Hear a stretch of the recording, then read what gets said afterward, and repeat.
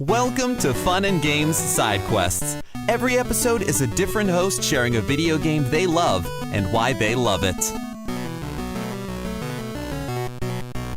Hello, Fun and Games podcast. Hi, it's me, Aaron, your wonderful little friend from over here at Superpod Saga. It's been a little bit, whatever. Anyway, yeah. Hey, it's me, Aaron. Talking about Chrono Cross for a little side quest today for you guys. Yeah, over here at Superpod Saga, it's just a laid back, casual, free form video game podcast. No script. We just talk about things off the cuff, depending on the topic of course, and we goof around and have fun. Yeah, it's available on all podcasting platforms, anywhere you get your podcasts, even YouTube and YouTube Music and all that. Yeah, each episode is a different guests, different video game topic, and we cover just like a big, huge, wide variety of video game topics, cornucopia, one might say, of of different topics or whatever people say. And yeah, so yeah, the game I'm talking about today, Chrono Cross. Also, before I get to that, sorry, I'm so scatterbrained today. You can find anything at all you need to know about Superpod Saga by going to superpodsaga.com. All of our episodes are on there, our blog, all of our socials. Even if you want to leave a review on the website, you can do that. Even our support page that has like all of our Patreon stuff or our merch that I never ever talk about. But yeah, that's me. That's my show. Yeah, about Chrono Cross. So yeah, this came out on the PS1 a while ago. They recently remastered it for 2022 it came out. They remastered it for PS4, PC, Xbox One, and Switch. I own the PS1 version. I've owned and beaten a couple times now the Switch version, and by far the Switch version is the best way to play, and I'll get to that in a little bit. So Chrono Cross, it's the long-awaited follow-up. Well, is it long-awaited? It came out in 99. Yeah, I think Chrono Cross was like 94 or something. It's a follow-up to Chrono Trigger, which I know Matt loves. Hey, Matt, this one's for you.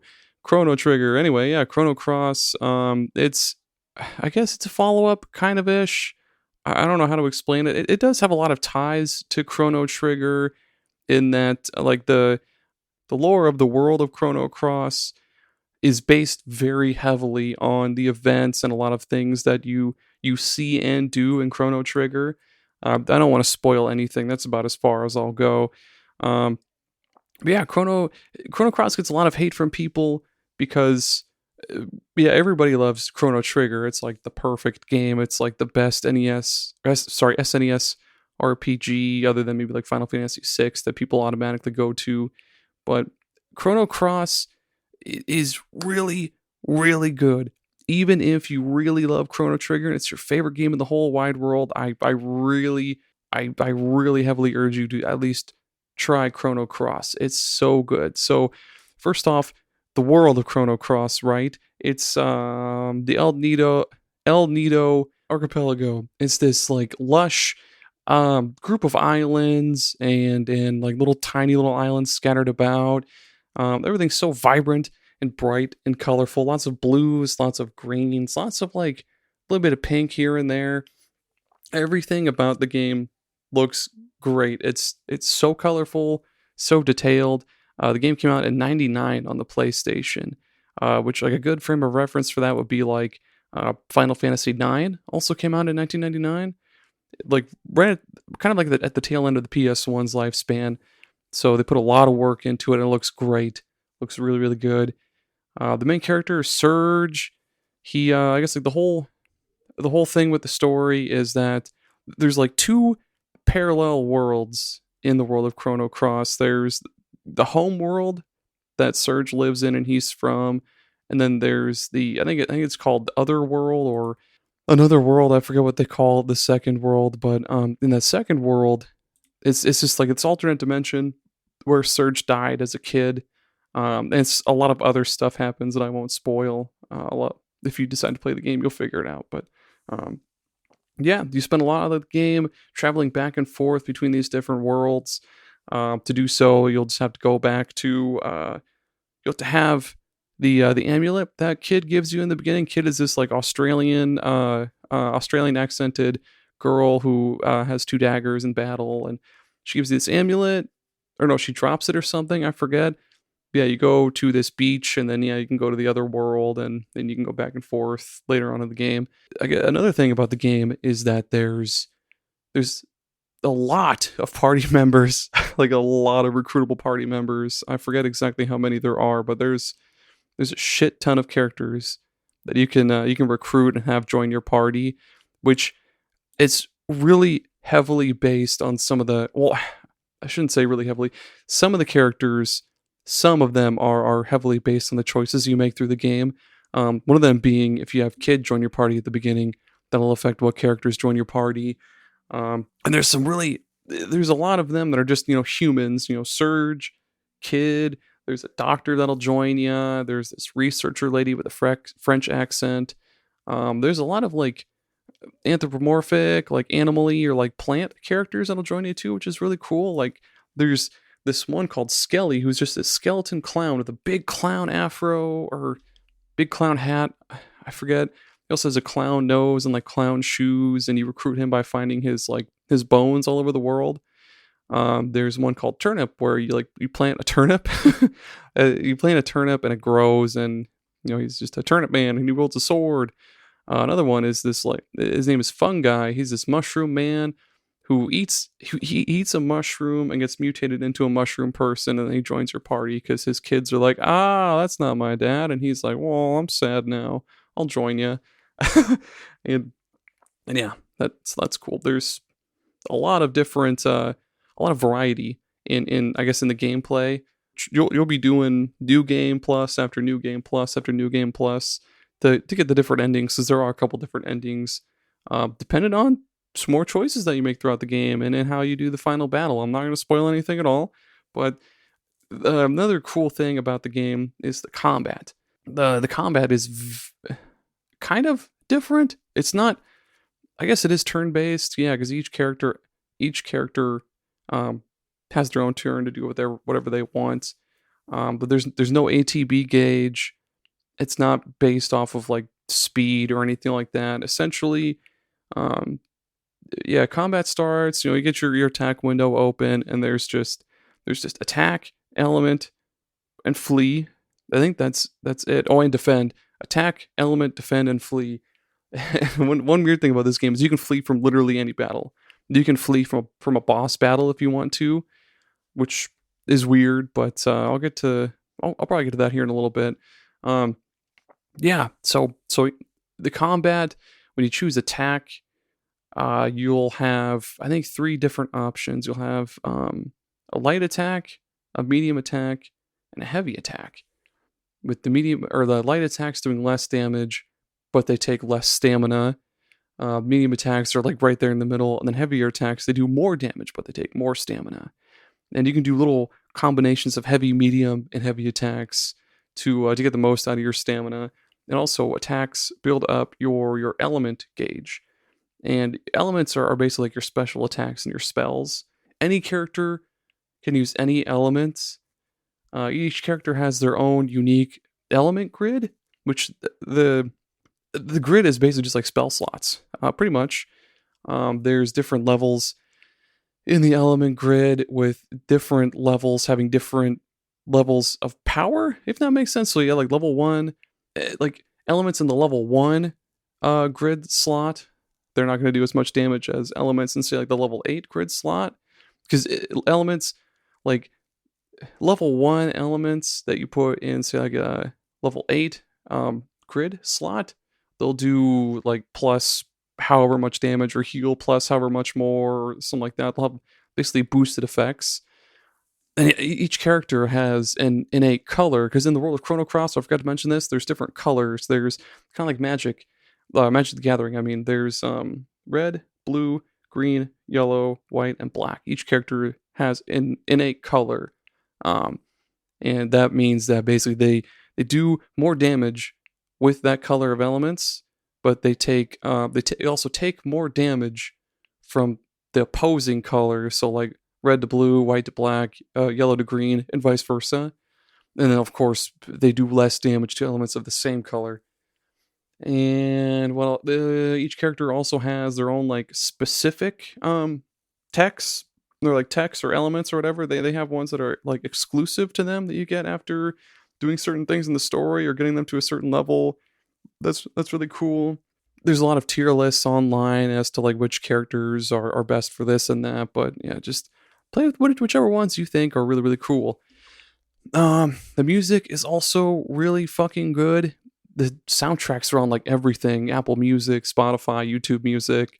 The soundtrack is really, really good. It's by Yasunori Mitsuda. That's who does the soundtrack. Yasunori Mitsuda. Yeah, really good. Check that out if you have any interest in the game, because it's some good fucking tunes. And what the hell was I gonna get to? Like, and yeah, characters, instead of using like a traditional XP level up system, characters actually they'll gain.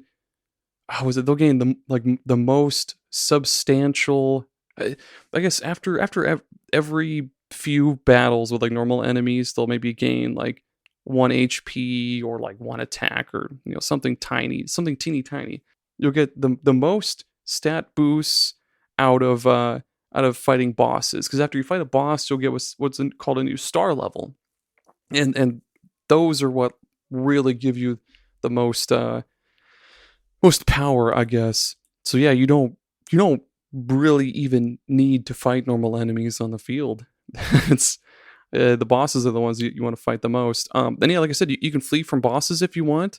So yeah, if you need to flee from a boss, like if you're getting your ass kicked, you want to flee, yeah, go for it, and then heal up and then come right back to it. The game lets you heal after battle, like immediately after battles. It'll ask you, hey, do you want to heal with elements, or do you want to heal just using consumables? And like that's really awesome. I don't think there's anything else I'm missing. Oh, I guess there's another cool element in battle. Okay, so yeah, with your stamina bar in battle, after you use too many attacks, your stamina will be depleted. Or if you use an element, that'll use up quite a bit of your stamina bar. And once your stamina runs out, boom, that character can't act until they have stamina back. So yeah, you could use, say, I think it's like 3 heavy attacks in a row, or like 2 mediums and a heavy, or like 4 lights and a heavy, whatever combination of attacks. Or you just use an element and your stamina is depleted. Before it does get depleted, you can use defend, and that'll basically let your character rest and restore their stamina. So you can basically just keep attacking back and forth with your, like, switching between your different party members and attacking enemies and just annihilating them, conserving stamina and conserving stamina, and then unleashing your elements when everybody has their element gauge full. And because yeah, once your characters are all out of stamina, that's when the enemy attacks. So if you play your cards right, the enemy won't ever have a chance to attack. That's really, really cool. But there's also this like sphere, or like oval or something on the in combat. It's what's called the field effect. Using elements of different colors has effects on the field effect thing. Graph, I don't know how to explain it. So it's got 3 circles. There's one inside, one outside, and then, one inside, one in the middle, one on the outside. And like I said, say you use a blue element, the inner circle will be blue. Then your next character uses a green element. The middle circle will be blue, inside circle will be green. And basically the point of that is, if you get that the fucking world effect, or whatever the hell it's called, if you get that to like all of one color, you can do like a summon elements, or elements of that color. Like if all 3 parts of the field effect are one color, it'll boost the effects of elements of that color. Yeah. So this is gonna sound very insane and complicated to anybody who doesn't understand. And I think that's pretty much it. Yeah, the world is good, the music's good.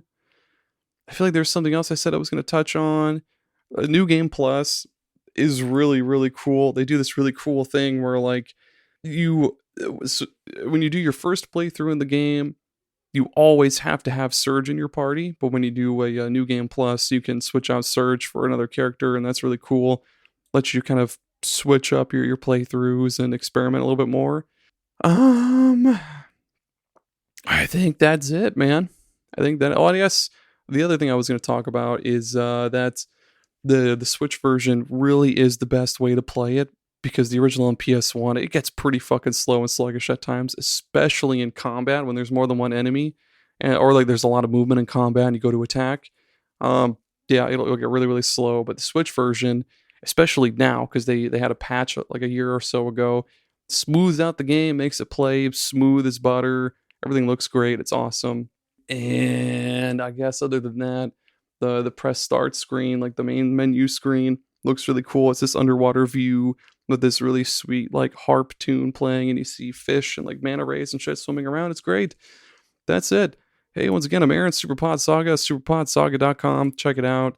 Give me a listen. Chrono Cross is good. Go play it. Don't listen to what the haters have to say. And happy gaming.